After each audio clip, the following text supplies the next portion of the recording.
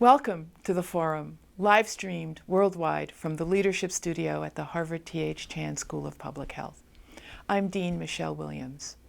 The forum is a collaboration between the Harvard Chan School and independent news media. Each program features a panel of experts addressing some of today's most pressing public health issues. The forum is one way the school advances the frontiers of public health and makes scientific insights accessible to policymakers and the public. I hope you find this program engaging and informative. Thank you for joining us.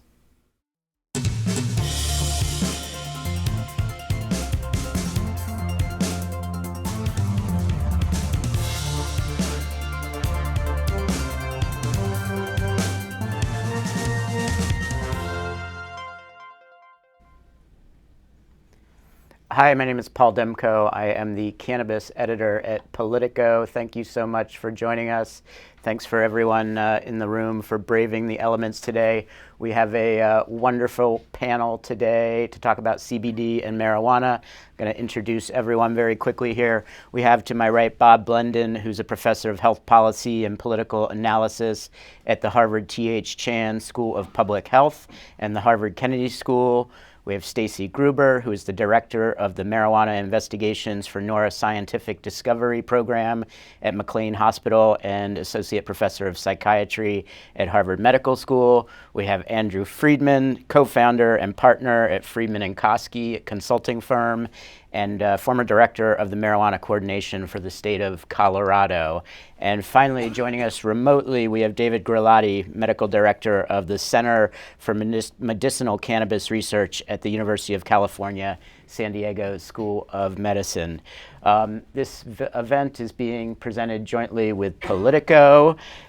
We are streaming live on the website of the forum as well as POLITICO, and we will be doing a Q&A at the end of the program. So if you do have questions that you want to email, the email address is theforum@hsph.harvard.edu. Again, that's theforum@hsph.harvard.edu. So to set the table a little bit about marijuana and CBD, I think it's fair to say we're living in some very interesting times in terms of rapidly changing policy landscape around the country. We now have 33 states that have legal either medicinal or recreational markets, and it's literally changing every day. I mean, right here in Massachusetts, you can walk down the street, I think about a mile from here, and visit a dispensary and purchase marijuana. Just on Sunday, we saw the first recreational or adult use sales in Michigan begin. So this is really an interesting time. And on the CBD side, we had in 2018, Congress passed a farm bill that legalized hemp. And what we've seen in the last year is just this massive growth in CBD, hemp-derived CBD products, in lotions, in tinctures, in foods, in beverages that is just exploding in popularity, and people are taking it for everything from insomnia to treating cancer. And at the same time, you have the Food and Drug Administration really struggling and wrestling with how to regulate all of these new products that people are taking. So that's just fascinating. Just last week, the FDA sent out 15 warning letters to companies for making medical claims that that they shouldn't be making, I guess is the easy way to put it. So it's a really interesting time. And to give us a little more background, we're going to watch a clip from the Mayo Clinic news network about CBD. CBD comes from cannabis sativa, which is the plant from which we get marijuana, which has THC, which is the effect that gets people high. CBD is being touted to help treat nausea, anxiety, cancer, arthritis, and even Alzheimer's. Does it work? We know in animal studies and some test tube studies, it seems to be pretty good for anti-inflammatory, may have some anti-pain.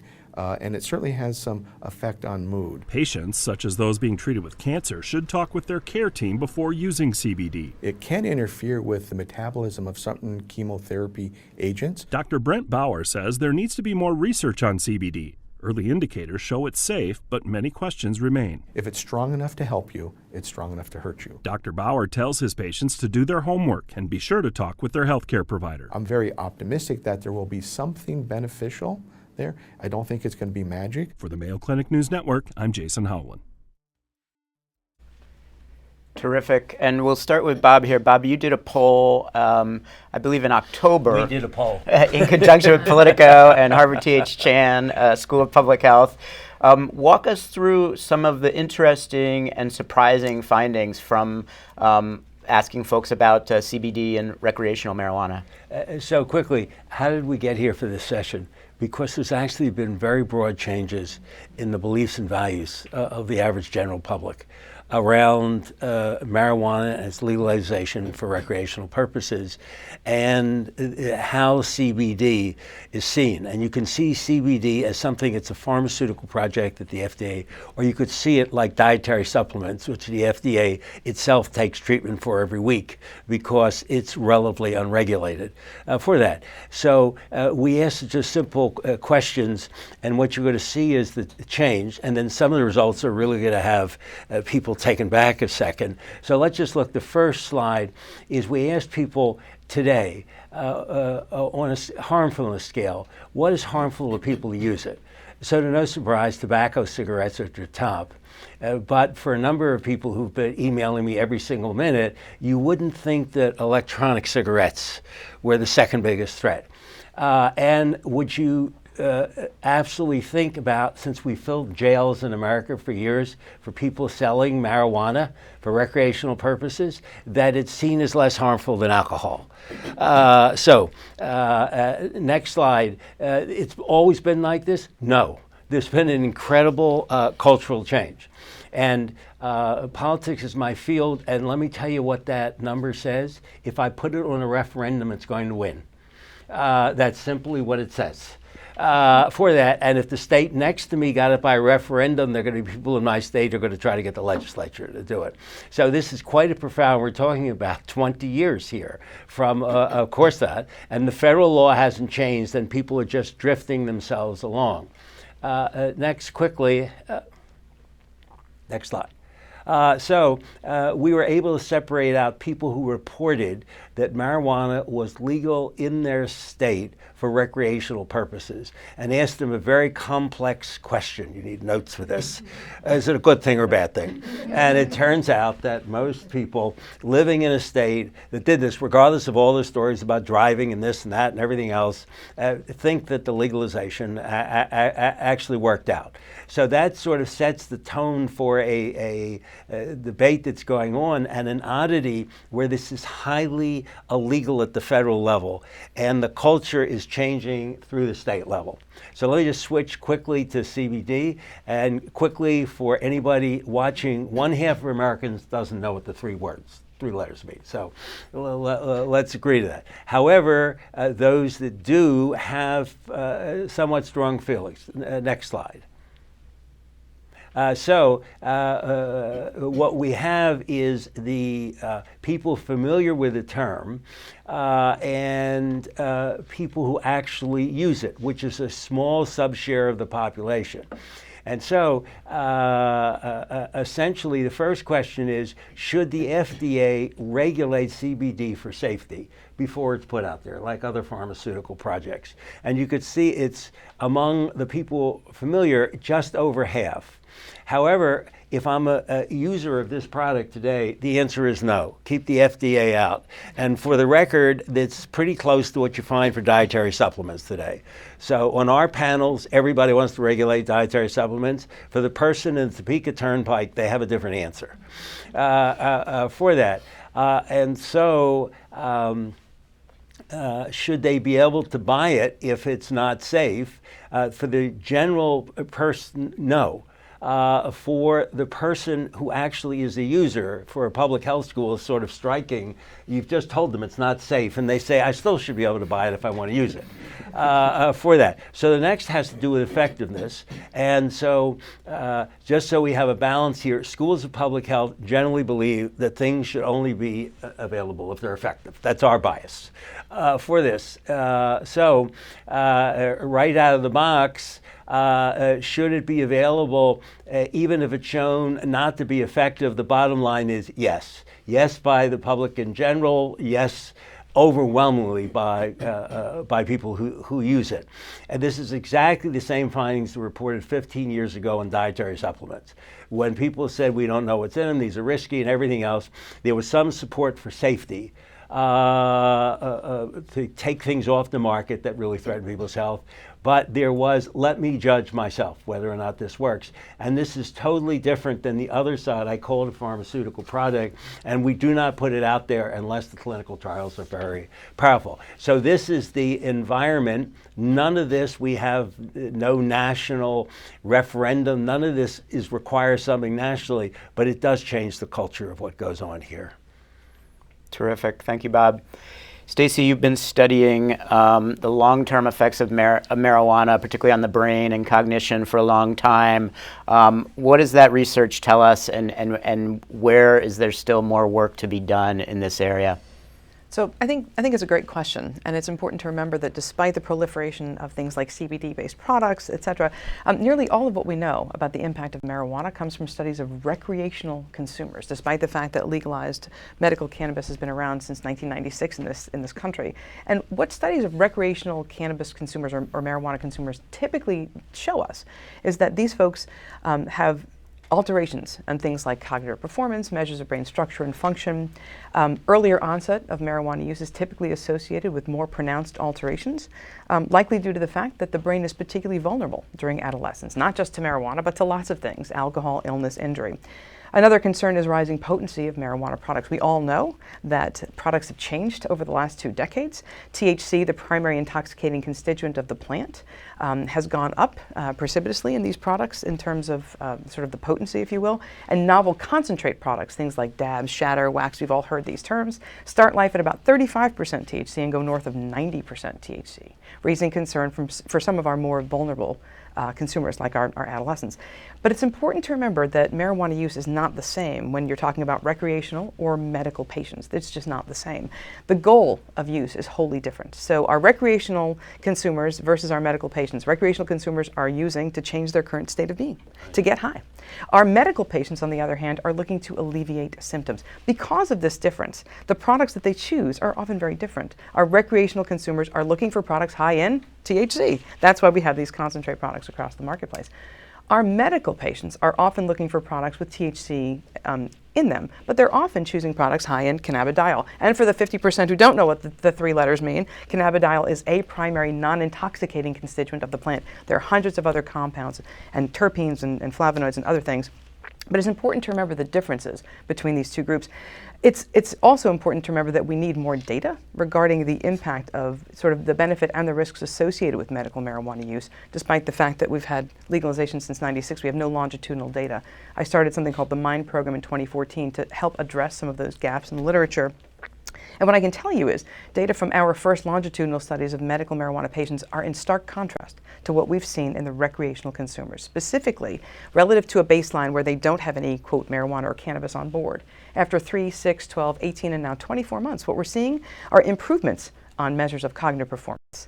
We're seeing improvements in clinical state, normalization of brain structure and function, and interestingly, a rather precipitous reduction in the use of conventional medications, specifically opioids, critically important. But in addition to these longitudinal observational studies, of which we have many, we are also conducting the very first clinical trials of plant-derived high CBD, very low, but not no, THC sublingual solutions. We started with anxiety as our first indication. These studies are underway and actually may provide some of the data that we so desperately need.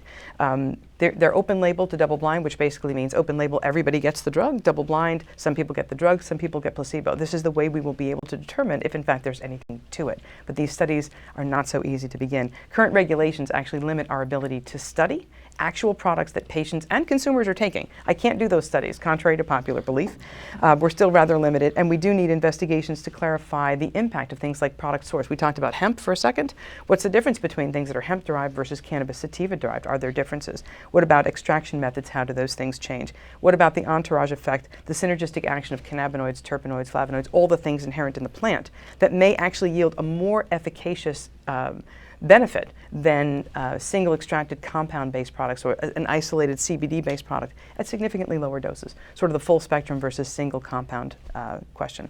It's important also just to remember that one size doesn't fit all when it comes to marijuana. It's not all good or all bad for any person, and we need continued research on medical and recreational cannabis use in order to maximize therapeutic potential and mitigate risk and harm. Excellent. Thank you, Stacy. David, CBD. What do we know about the medical uses of CBD, and what are some of the studies that are out there right now, and what don't we know? Well, thank you for inviting me to join you guys, and even I'm sorry I couldn't be there in person. I think with respect to CBD, it's actually important to recognize that the United States Food and Drug Administration, which is the regulatory agency that is dedicated to assuring that our medicines meet quality and safety standards and have a demonstrated medical benefit, actually just approved the first CBD-based medication for severe and rare forms of epilepsy. And that was based really on a parental report of CBD-rich helping their kids with epilepsy. So the Center for Medicinal Cannabis Research has actually been around for 20 years. Actually, it started in California after California became the first state to legalize medical marijuana.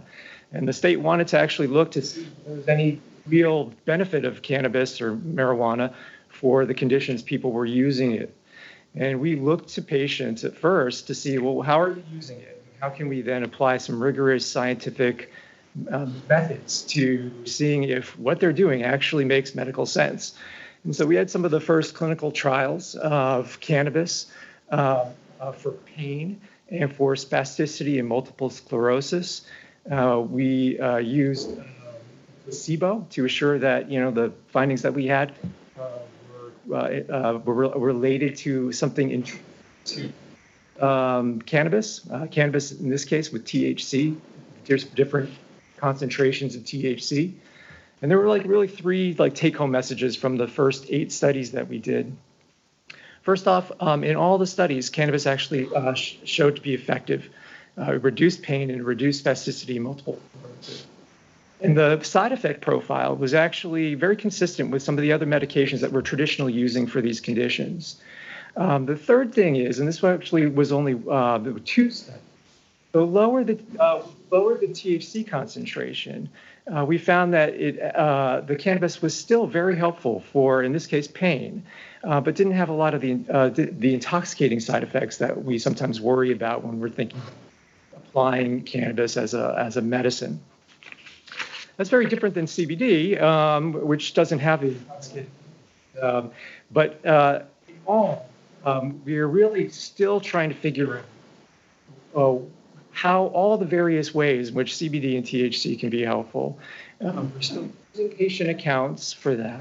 We're also looking at some of the ways that we know CBD and THC interact with different parts of the body, receptors in the body or cell types, and how that might actually relate to different conditions that we're treating. So we have CBD trials underway. They're looking at CBD for low back pain, for tremor, and for neuropathic pain. We have 7 funded studies that we're trying to get off the ground as well, and they look at a number of other different conditions, like psychiatric conditions like anxiety, psychosis, eating disorder, and sleep, neurological conditions like migraine and pain, neurodevelopmental conditions like problems in autism, and then inflammatory conditions like arthritis. CBD is a fascinating molecule. It has a lot of different potential activity out there. And so there's a lot of hype around what it might do. Some of that, may turn out to be very real. And those are the things that we're trying to pursue to make sure that CBD is, really does find a place in our armamentarium of medical therapeutics. So we need the controlled studies for CBD. We need to try CBD, as Dr. Gruber was saying, with other derivatives of cannabis as well, to see if it's a combination of things that works best. We also want to look at the different ways of administering it. So is it inhalation better than taking it orally? Heck, there are people even trying suppositories out there. So at the end of the day, I'm a physician, and I want to kind of make sure CBD fits within the whole kind of treatment portfolio that we have for conditions. So it's one of the things that we could do to actually to treat a patient and alleviate suffering or cure illness. CBD is not unsafe, but it's not without risks.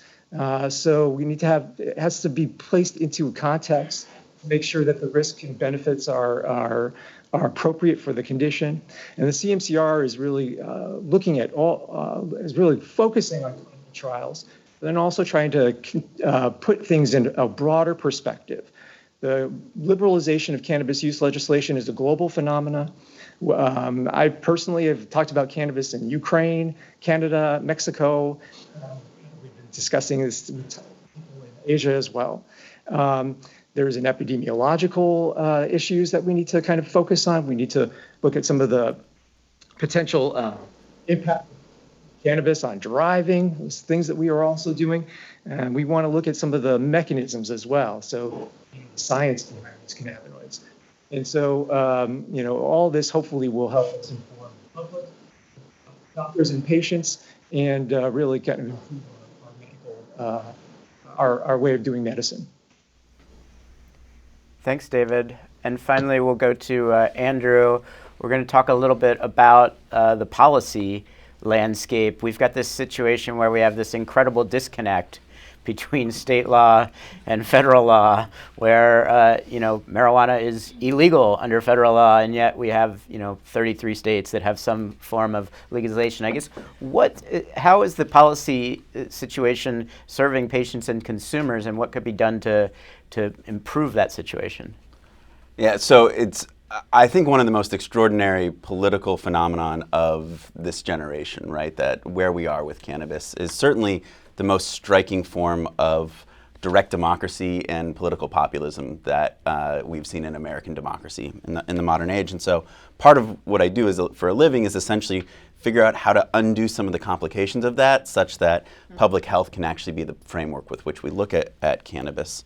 I think the problem came in from the fact that, as David pointed out, public sentiment has been shifting for a long time on cannabis, and the federal government has not. And there was a buildup of political support that essentially just bubbled over into state referendums, which essentially just asked us to defy federal government. And it really was a rejection of institutions, because even it was in the face of doctors, police, everybody telling them, please don't vote yes on legalization, and overwhelming still populist support in a time where things are actually, it's hard to get 50+1, and it was getting 65% approval rating. But there's some complications that come from that. I think it's both extraordinary and frankly heartening that there's that sort of path forward still in American politics, but it has created a movement that is going to be really hard to now fit a public framework, a public health framework to, for a couple of reasons. First of all, at the state and local level, and probably overall on the federal level at the end, politicians are going to be unlikely to promote any policy that reduces access to patients, but even to recreational users at this point. Because it's been such a powerful grass tops campaign, they're hearing directly from constituents that anything you do that then reduces the access that we currently have is antithetical to our movement. And so we are going to ask you not to do that. And frankly, when you go to these states, you see they have power over both the Democrats and the Republicans to really stop any legislation that might do that. And that comes at a time of heightened consumer confusion over what all of this can do, and a time of heightened snake oil in the retail space, with essentially no enforcement of our traditional institutions because they've all been rejected in this space. And so, how to figure out how to both educate consumers up and get the correct institutions back in the game, enforcing a regulatory system that ensures not just efficacy but also safety of the products, is going to be an extremely difficult challenge in this policy space, but one that ultimately probably will fall on public health specialists. For the most part, looking at federal law going forward and even state law going forward, there has to be an acceptance, I think, on some level that most of this stuff is now innocent until proven guilty. Claims are innocent until proven guilty. Specific forms of the product are innocent until proven guilty, which again, it runs against most of the way we've seen consumer protection in this world, where most of the time we're highly skeptical of a new product. It has to pass a lot of rigor before we allow it to go to consumers. That simply is not going to be the way with cannabis. And so how do we get back to a place where policy is led by science in this place? And the answer is we're going to have to become really creative here, both at the public health level and at the policy level. Terrific. As you mentioned, there is a lot of enthusiasm around recreational marijuana. I mentioned Michigan had its first sales on Sunday. I think there were 3 dispensaries initially that opened in Ann Arbor, and you had people lined up around the block, and I think we've seen that repeated in state after state when they've allowed sales. And we're going to take a look at a clip here of the first legal sale at the New England Treatment Access dispensary in Northampton, and you'll see that the mayor here was the first in line to show his support for this new realm of commerce. So let's take a look. Obviously historic that Northampton's playing an important role in making history in terms of the adult legalization of cannabis. And I'm proud to have been the first person to make the purchase. I think it sends a symbolic message that an elected official is giving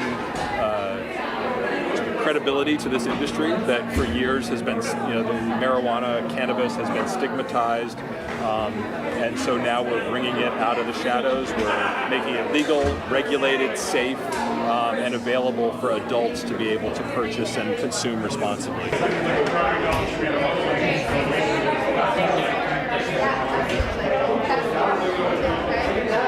Customers coming in! Go!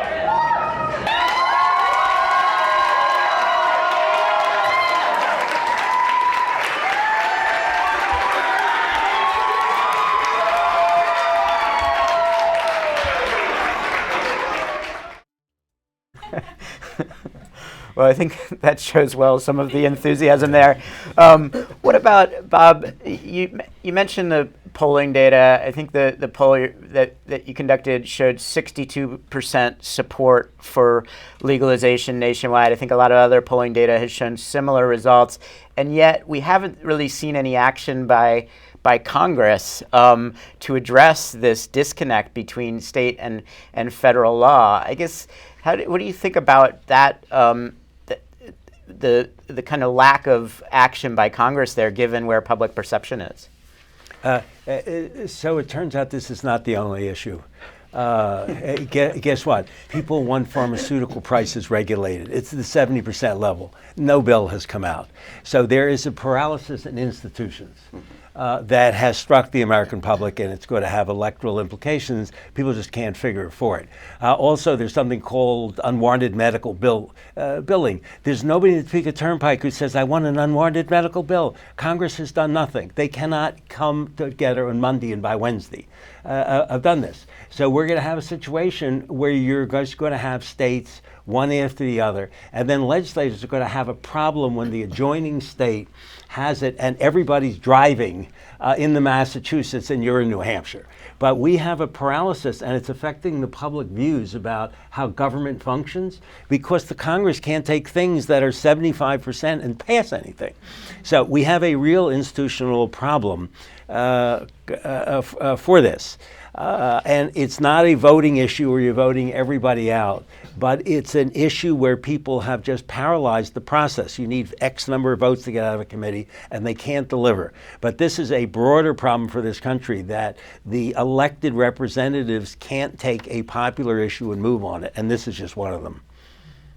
Yeah, I mean, we had a vote on banking legislation in September.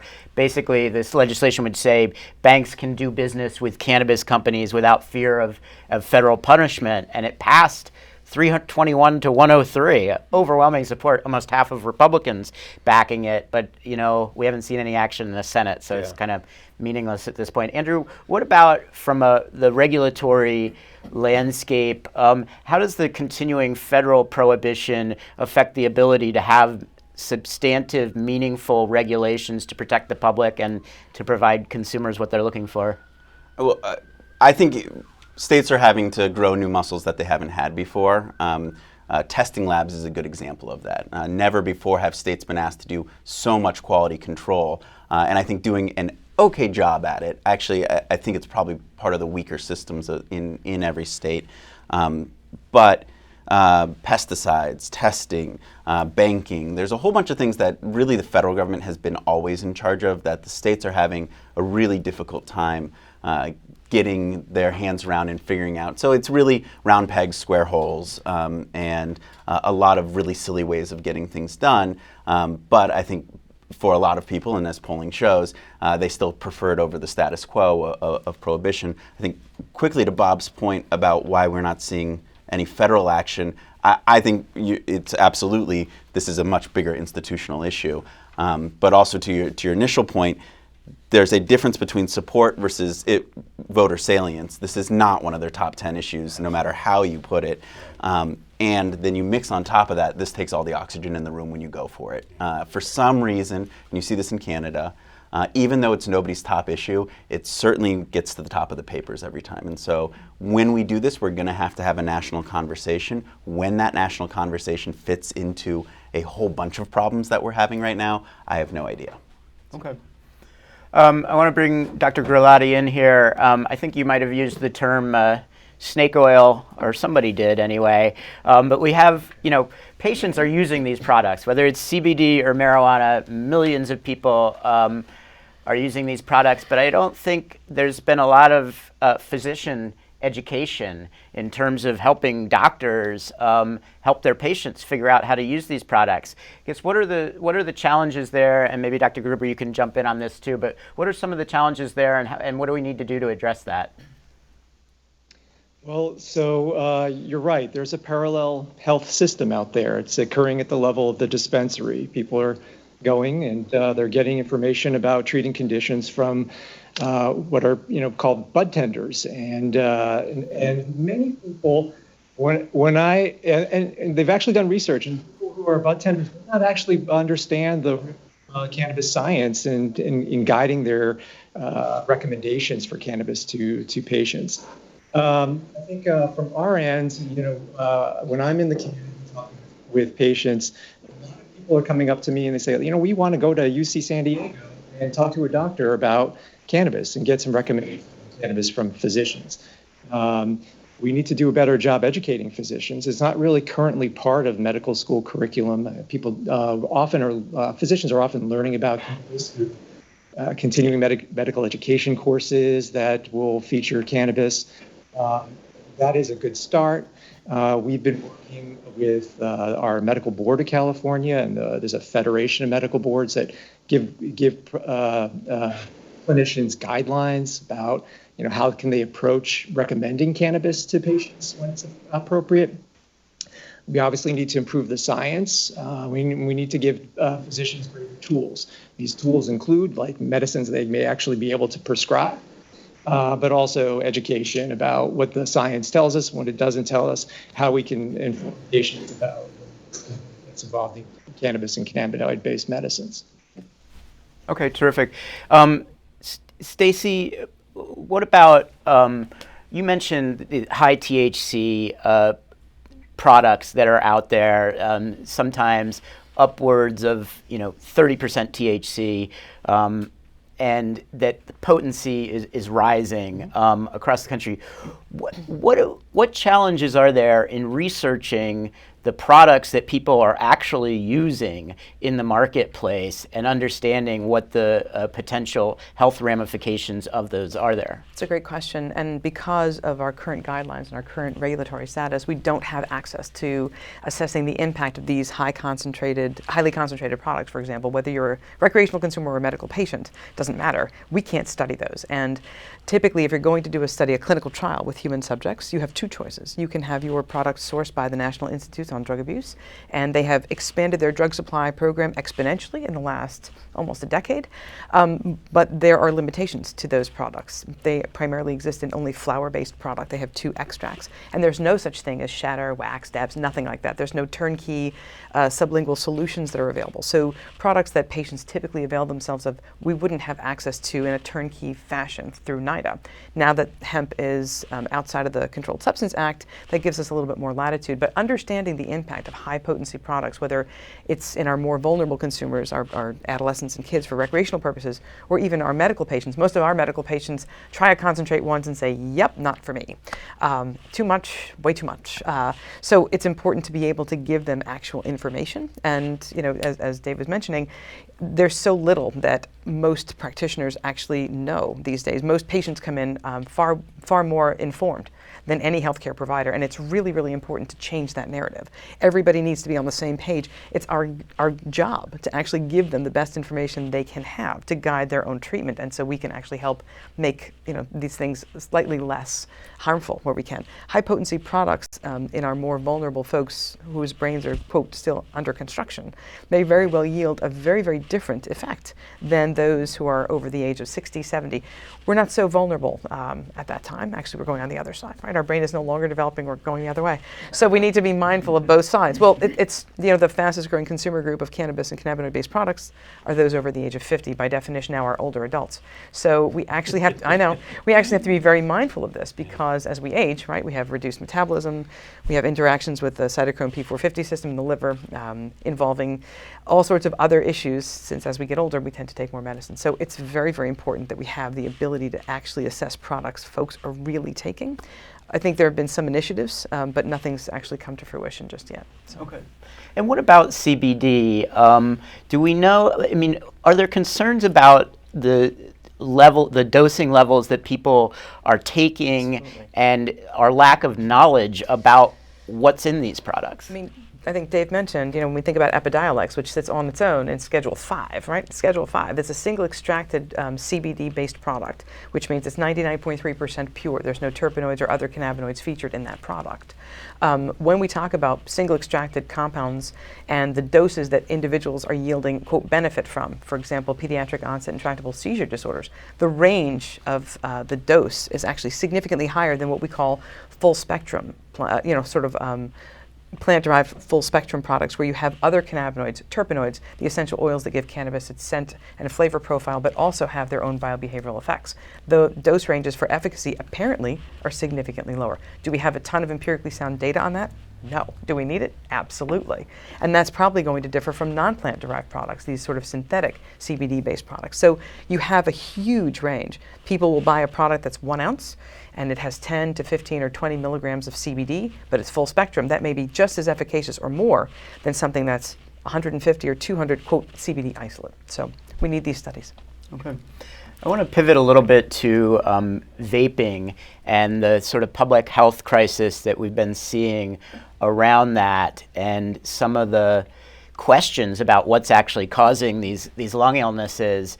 We've had, I think the most recent numbers are somewhere around 2,300 confirmed lung illnesses and 47 deaths. I think I'm getting that right, that the CDC has confirmed. They've tied it to vitamin E acetate as a culprit, but the CDC's also said there could be other compounds in here that are causing illnesses as well. I guess I wonder about public perception, Bob. How do you think that has the potential to affect what you're seeing in this data in terms of people being supportive of marijuana legalization? So this is absolutely critical here. The public is much more interested in a safety violation than it is in efficaciousness here. So just since July, the very harmfulness of vaping, and my problem of being in public health, it's not clear to me that vaping for my colleagues is that much worse than legalized marijuana for recreational purposes, but it's now 40 points difference. The minute people heard about the cases, they wanted action on safety. They were not asking questions about whether or not smokers give it up or whatever it is. Safety really plays out. So when there is a safety concern, there is dramatically more support for public intervention. It has no impact on the legalization of marijuana because until we can just share this, to the people I survey, THC is a misspelling of a the. They have no idea. It had a little THC. They do understand vitamin E. I mean, they have no idea what the combination is. But the important point to take away is when something is unsafe, there's support for government intervention. We'll get back to this later. And that gets activity. And so the ability to respond when there's an outbreak and set parameters around that, there is a real, both state health departments and the FDA have a real opening. Nobody is dragging Governor Baker through the streets for some pretty tough stands on vaping, but it only occurred after there was a safety issue. If he did that 3 months before, they would not understand why he was taking that action. So safety changes the public mood, but they want action on the safety, not on the generic issue, we'll have no vaping or no marijuana, but it's on that particular incident they want action. Okay. And Andrew, I think most of the evidence with vaping points to THC vapes, marijuana vapes, and particularly from the black market or the illicit market. And yet, if you look at the policy discussion in Washington, it's whether we should ban flavored e-cigarettes.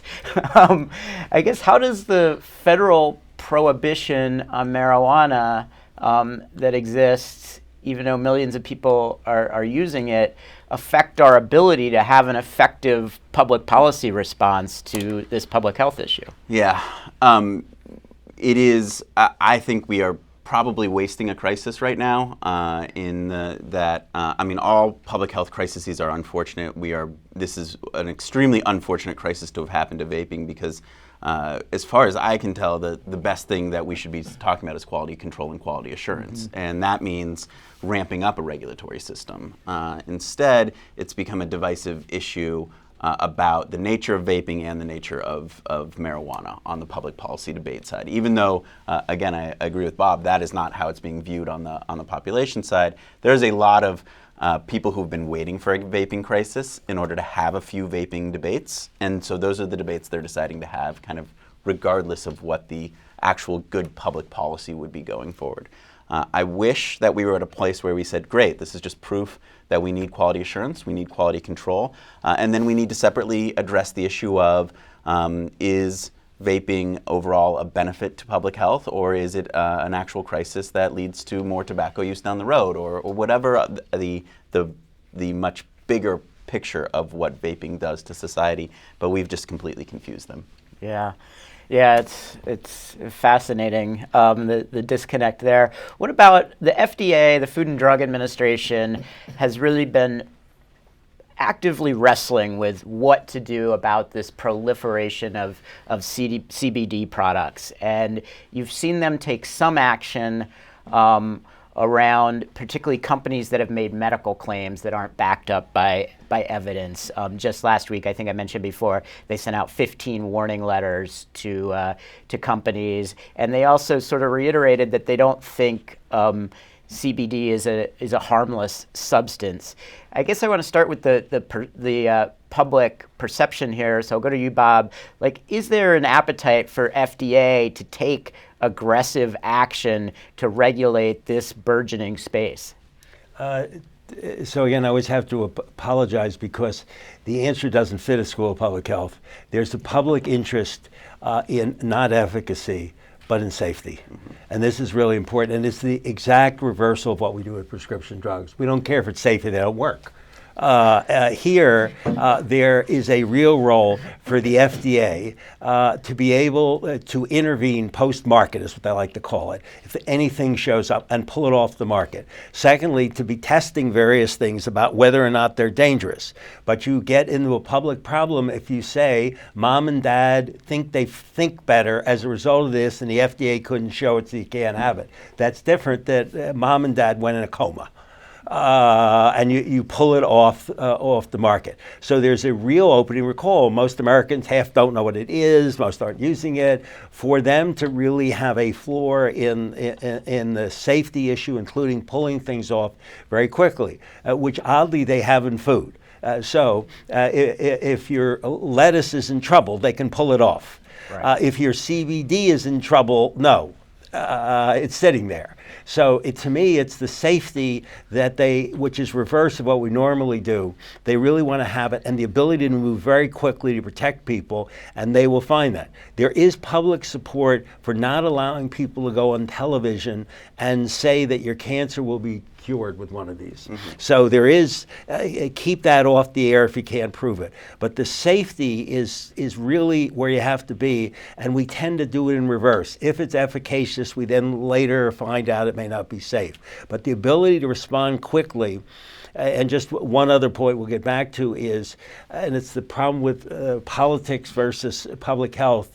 Public health has a lot of very legitimate concerns about dietary supplements. But in my world of politics, they lost that battle. You are not taking dietary supplements off those counters. And so I'm afraid with CBD, if you don't have at least the footwork on safety, you could be in a situation where we can't take action. Because it is so part of people's lives. But now there is CBD, very few people are using it. It's just something that's out there. You could set up a safety framework and it would be acceptable. I want to drill down on the safety issue a little bit. Maybe David, if you could jump in. What concerns are there about CBD and safety, and how concerned should we be about it, given that everybody is taking it? That's a good question. It's interesting. It's still murky for researchers about what approach we can take to actually study this, because the law is in flux, and we're trying to keep up with Whole Foods and other marketplaces that are selling it on their shelves. I think the vaping-associated lung injury that we were talking about is a good example of this. When those reports were coming out, researchers like ourselves who work at institutions that receive federal funding may have put all that federal funding in jeopardy if we actually had to study these, what were illegal products. So we felt somewhat handcuffed in our ability to actually respond to the vaping crisis, even though kids were dying. And unfortunately, the government and the CDC actually did a lot of the work to get that, to identify vitamin E acetate, at least one of the problems associated with those vaping injuries. But in general, CBD does have some safety concerns. For one thing, it can irritate your liver. We don't really understand that. It may have to do with other medications that you're taking at the time, but that's something that when if you were in our clinical trials, for example, we monitor your liver function tests. Now, people in the community may be using very low doses of CBD, things that may not irritate your liver. And so the concerns may be very much less. But as Stacy was saying, we really don't have a lot of information about if CBD is helpful in these very low doses that seem to be more common in the community. One thing that we do know is that CBD, regardless of where you get it, costs a lot of money. So we need to do this work just to save people from, making choices about their money that may actually not really benefit them at all. What about, you want to jump in, Andrew?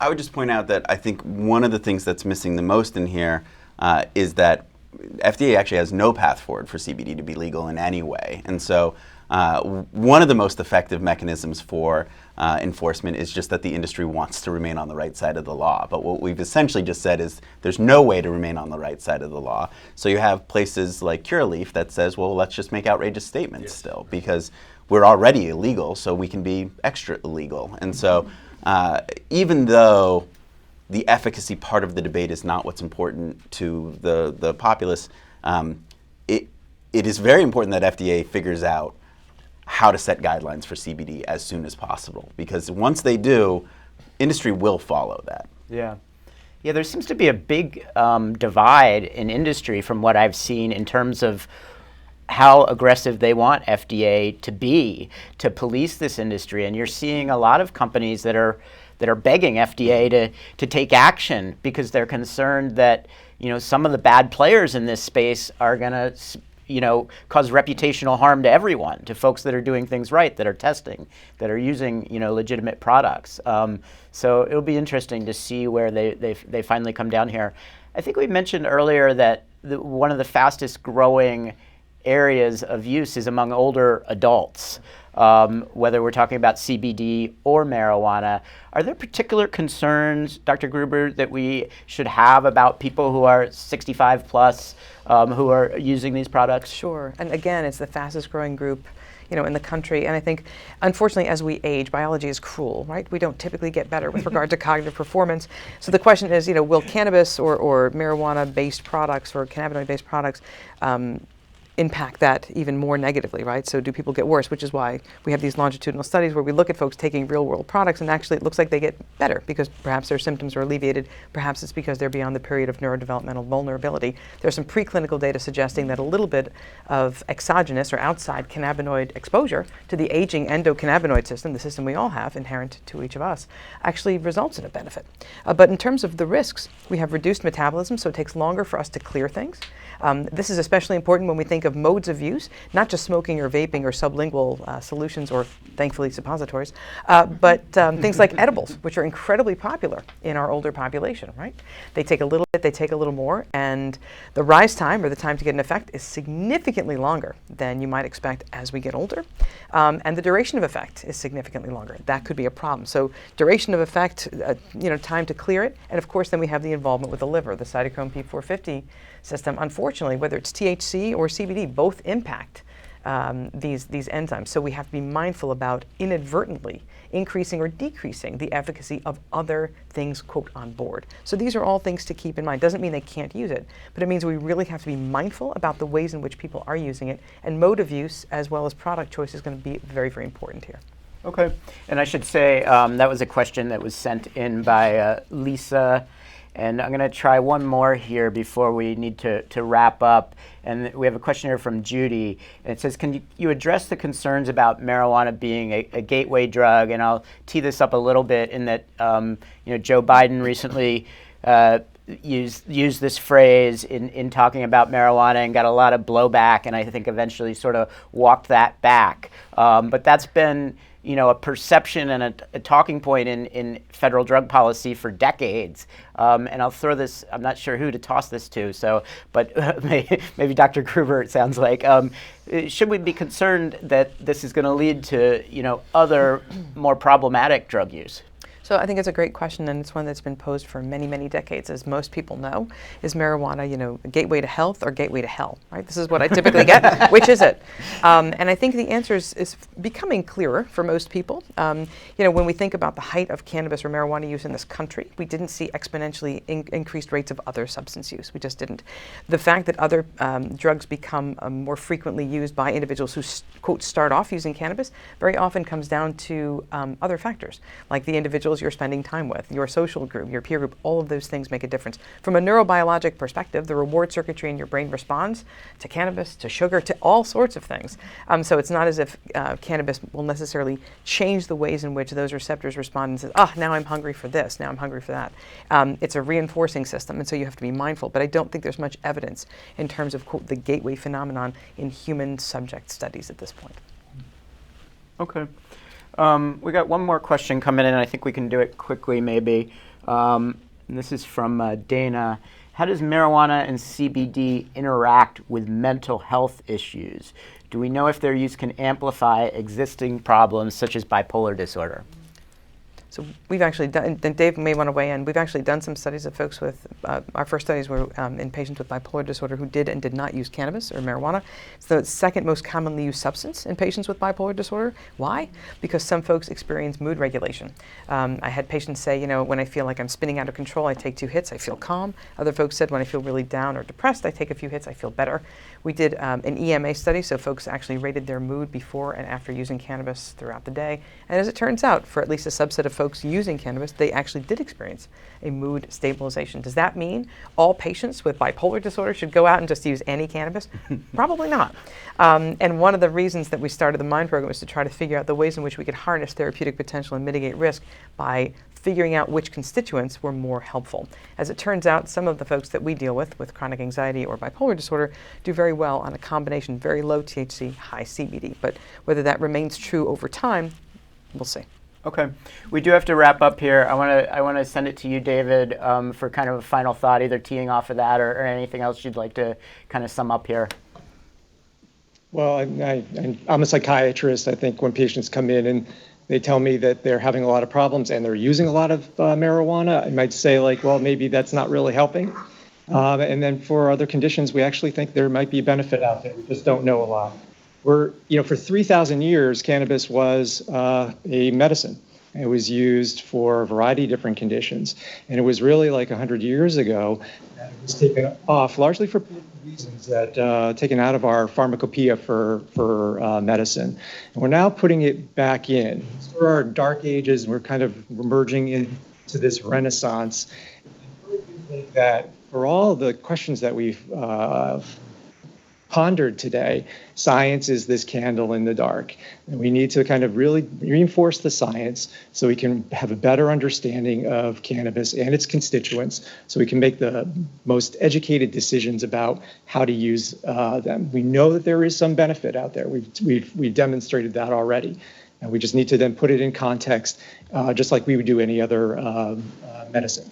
And then, the recreational side, I'll defer to others, but it's also an important consideration that we have to count.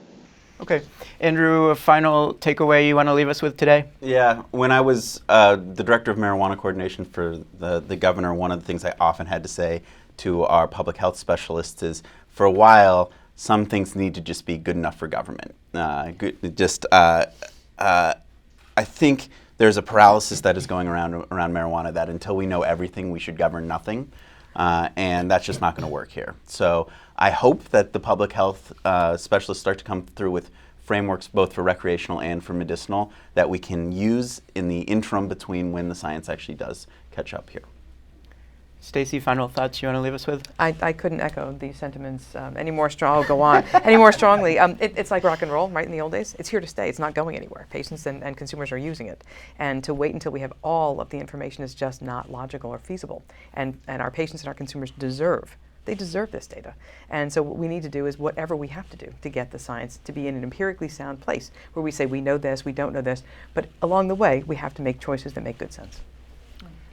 Okay, Bob, you get the final word here. So on the CBD side, there's a need that the FDA recognizes exists. And then secondly, it has to deal with safety first. And it's not going to go away. When the Senate Majority Leader leads the bill through that has hemp, many of you may have thought he was interested in having rope sold in the United States, but that really wasn't it. This isn't going back, but all across stores in the United States, signs are out there, CBD. It's not going back. And so the question is whether or not there's an established role that if it's dangerous, we can pull it off the market. And as long as the FDA doesn't recognize it exists, it's just going to grow. You're not going to seize the military in the CVS and take the counters off. I'm sorry. I lived through this with dietary supplements. You didn't show me Ginseng worked. You try to take it off the market. So we really need to have safety protection and then the efficacy status. But the safety thing has to be there by the FDA. So if somebody gets hurt, we pull it off the market because that doesn't exist now. Okay, that's terrific. I think we'll leave it there. Thanks to our panelists. I do want to plug that Harvard's going to be hosting another of these events next Wednesday, I believe this is December 11th at noon. Should be very interesting. Curbing gun violence, strategies strategies for change. So I hope everybody can tune in for that next week. And thanks for joining us today.